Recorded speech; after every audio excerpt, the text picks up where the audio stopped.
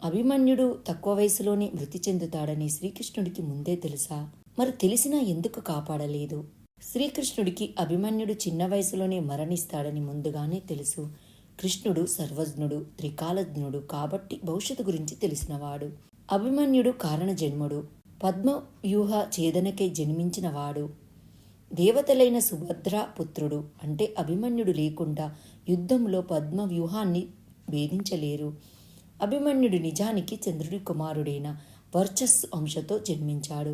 దేవతల కోరిక మేరకు భూమిపై ధర్మాన్ని రక్షించడానికి తన కుమారుణ్ణి పంపమని శ్రీకృష్ణుడు చంద్రుణ్ణి అడుగుతాడు.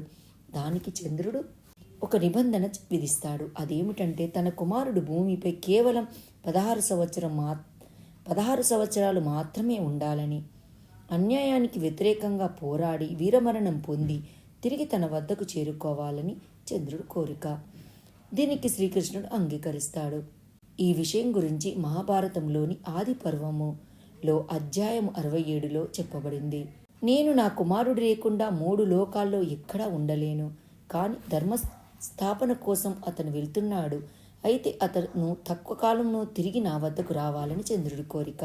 శ్రీకృష్ణుడికి అన్నీ తెలిసినా ఎందుకు కాపాడలేకపోయాడు అభిమన్యుణ్ణి? అంటే శ్రీకృష్ణుడు పరమాత్మ కావడంతో అభిమన్యుడి మరణం ఒక అనివార్యమైన విధి అని ఆయనకు తెలుసు. దానికి గల కారణాలు చంద్రునికి ఇచ్చిన మాట.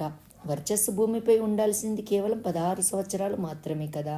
అభిమన్యుడి వంటి బాలుడిని కౌరవులు అధర్మంగా చంపడం ద్వారా పాండవుల్లో ముఖ్యంగా అర్జునుడిలో కౌరవులను పూర్తిగా అంతం చేయాలని కసి పెరుగుతుంది.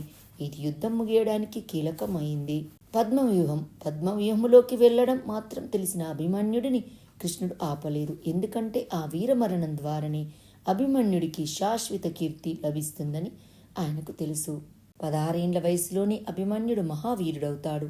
అతడు అల్పాయువు గలవాడు కావడంతో బయటకు వచ్చే మార్గం చెప్పబడలేదు. మహాభారతంలో శ్రీకృష్ణుడు అర్జునుడితో ఒక సందర్భంలో ఏమంటాడంటే, అభిమన్యుడు మరణించలేదు. అతను తన తండ్రి అయిన చంద్రుడి వద్దకు తిరిగి వెళ్ళాడు. వీరులైన వారు యుద్ధంలో మరణిస్తే వీరస్వర్గం పొందుతారు అని చెబుతాడు.